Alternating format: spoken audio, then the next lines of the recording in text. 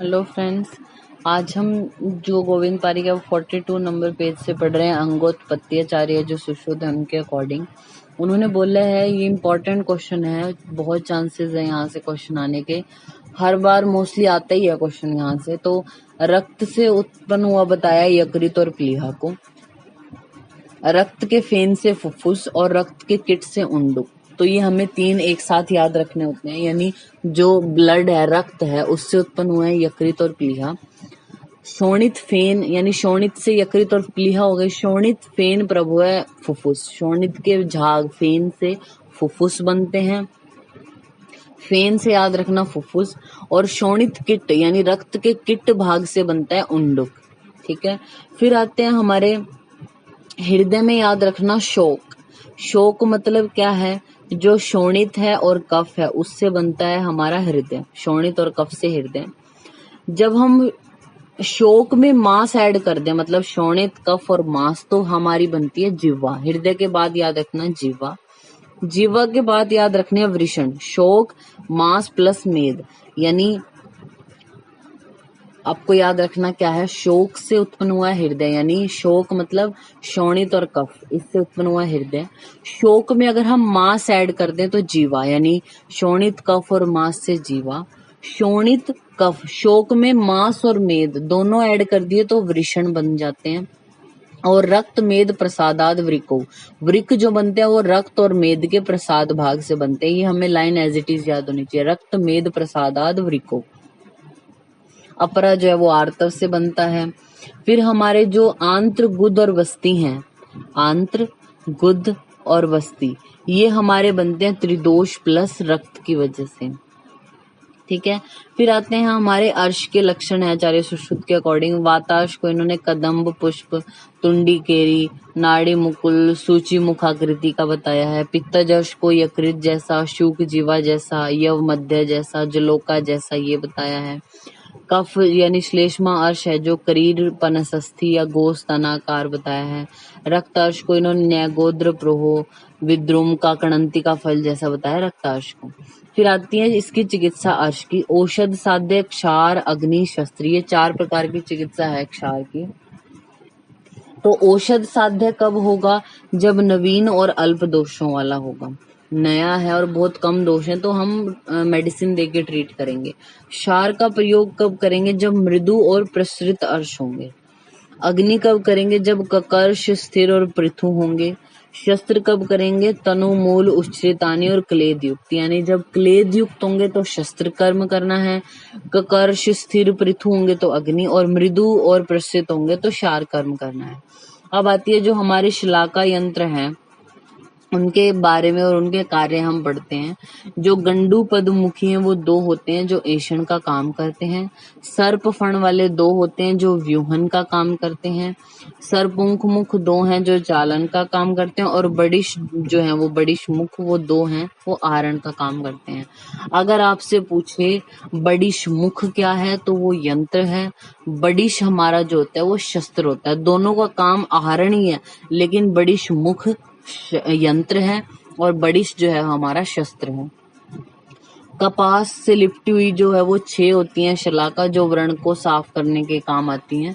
मसूर दल जैसी जो है वो 1 होती है जो श्रोतोगत शल्य को निकालने के काम आती है। सॉरी, 1 नहीं होती, मसूर दल वाली श्रोतोगत शल्य को निकालने के काम आती है, ये याद रखना आपने। द्रव्याकृति वाली 3 होती हैं जो क्षार या औषध के लिए काम आती हैं। जाम्बवोष्ठ और अंकुश वदनानी, जाम्बवोष्ठ और अंकुश वदनानी जो होती हैं 3 होती हैं, यानी 6 जो होती हैं वो हमारी किस काम में आती हैं? अग्नि कर्म में। कोलास्थी दल जैसी 1 होती है जो नासा अर्बुद के हरण के लिए काम आती है। कलाय परिमंडल 1 है जो अंजन के लिए प्रयोग होती है। मालती पुष्प वृंताग्र 1 है जो मूत्र मार्ग के शोधन के लिए काम आती है। फिर आता है कौन से शस्त्र को कैसे पकड़ना है। तो फल और वृंत का जो संयोग भाग है उस जगह से पकड़ना है हमने भेदन शस्त्रों को।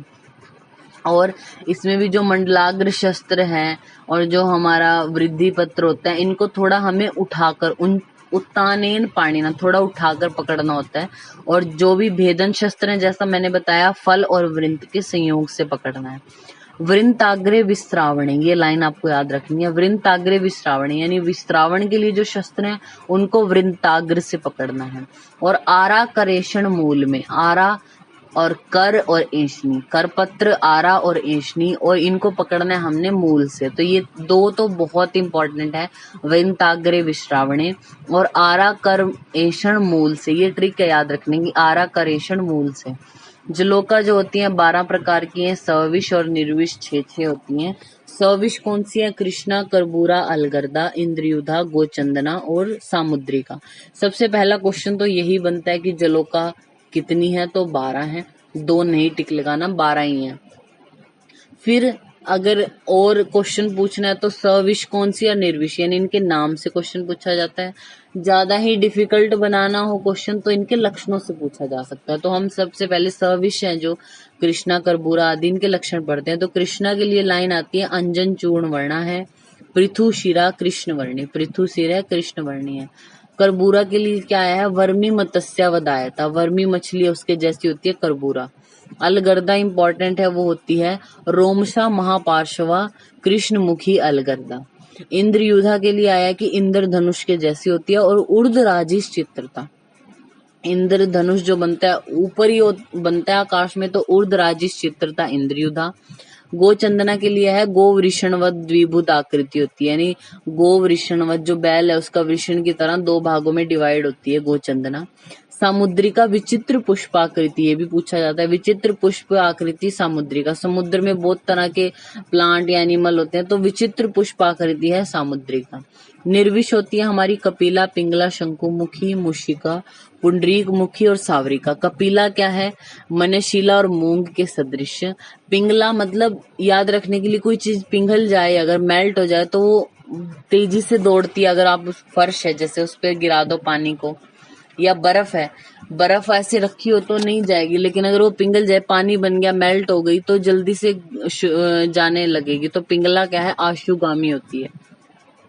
शंकुमुखी, शंकु की जो शेप है वो ट्रायंगल के जैसी होती है थोड़ी, मतलब 3D में आप समझ लो शंकु कैसा होगा। तो शंकुमुखी क्या है? यकृत वर्णी, शीघ्र पायनी, तीक्ष्ण आगे से तो जल्दी ब्लड को सक करेगी, शीघ्र पायनी। मूषिका यानी मूषिका के जैसी, मूषे जो चूहा होता है उसे जैसी होती है। अनिष्ट गंधा, जहाँ पे चूहे रहेंगे उनकी गंध तो अनिष्ट आएगी, ये तो मूषिका का होती है अनिष्ट गंधा। पुंडरीक मुखी, पुंडरीक जैसी तो होती है पर मुद्ग वर्ण की भी होती है, ये भी है इसमें। सावरिका क्या है? पद्म पत्र वर्णी होती है, 18 अंगुल लंबी और पशुओं में यूज होती है। ठीक है, तो सावरिका प्रमाण एक ही का दिया है, सावरिका का 18 अंगुल जो पशुओं में यूज होती है। फिर रक्त के लक्षण है दोषों के अनुसार, जो वातिक होगा वो अरुण वर्ण का होगा और अस्कंदी मतलब जमने वाला नहीं होता, जल्दी नहीं जमता। पित्तज वाले में विस्र गंध आएगी और अस्कंदी होगा वो भी। कफज के लिए कहा है गैरिकोदक व मांसपेशी सदृश और चिरश्रावी, गैरिकोदक जैसा, मांसपेशी जैसा और देर से बहने वाला, चिरश्रावी। सन्निपातज के लिए आया कांजी के सदृश्य होगा। रक्त के लिए आया पित्त के जैसे लक्षण है पर बहुत उससे ज्यादा ब्लैकिश कलर होता है, अति कृष्ण वर्ण होता है रक्तज वाले का। फिर आता है असम्यक कर्ण वेदन से जो है वो क्या आघात के क्या लक्षण आते हैं, मतलब जब कर्ण वेदन कर रहे होते हैं तो ये 3 सिराएं हैं जिन पर आघात नहीं होना चाहिए, कालिका, मर्मरिका, लोहितिका। कामलो यानी कालिका, मर्मरिका और लोहितिका, इन 3 पर आघात नहीं होना चाहिए। बाय चांस किसी ने ठीक से वेदन नहीं किया, कर्ण वेदन, इन पर आघात हो गया तो क्या लक्षण आएंगे? तो कालिका पर आप यहाँ आगे लिख सकते हैं जेडीएसवी। जेडीएसवी मतलब ज्वर, दाह, श्वेथु और वेदना। जेडीएसवी ज्वर, दाह, श्वेथु और वेदना। मर्मरिका में आएगा जेवी प्लस ग्रंथि, यानी जेडीएसवी में पहला और लास्ट आपने उठा लिया, जेवी प्लस ग्रंथि है मर्मरिका। लोहितिका में आप याद रखना मास्क। मास्क का मतलब क्या है हमारा? मन्या स्तंभ, अपतानक, शिरोग्रह और कर्णशूल। लोहितिका ने पहन लिया मास्क, तो हमारा मन्या स्तंभ, अपतानक, शिरोग्रह और कर्णशूल।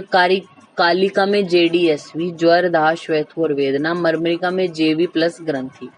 कर्ण वेदन से पहले दोषों के अनुसार हम सेंचन करते हैं, तो वातिक में कांजी और गर्म जल से, पित्तज में दुग्ध और शीतल जल से, कफज में सुरामंड और उष्ण जल से। विभिन्न बंद और उनके प्रयोग स्थल आएंगे अब। तो सबसे पहले हमारा आता है कोश। कोश के लिए क्या आया है, अंगुष्ठ अंगुली परवसु विदद्याद, यानी कोश क्या है हमारा, अंगुष्ठ और अंगुली के पर्व पे बांधा जाता है कोश बंध। दाम संबाधे अंगे, संबाधे अंगे मतलब संकट अंगे, जो नैरो एरिया हैं उन पे बांधा जाता है दाम बंध। स्वस्तिक के लिए क्या लाइन है, संधि कूर्च भ्रू स्तनांतर तल करणेशु, संधि कूर्चक भ्रू स्तन अंतर और तल करणेशु, कर्ण तल पर जो है वो स्वस्तिक बंध बांधा जाता है। आपसे ये पूरी लाइन बहुत रेयर है पूछा जाएगा, नॉर्मली सीधा ही पूछते हैं स्तनांतर पर कौन सा बंध बांधा जाएगा, तो स्वस्तिक है वो, ठीक है। तो आपको ये पूरी लाइन याद होगी तभी आप आंसर कर पाएंगे। फिर आते हैं अनुवेलितम तु शाखाशु, ये शाखाओं पर हाथों पैरों पर अनुवेलित बंध बांधा जाता है।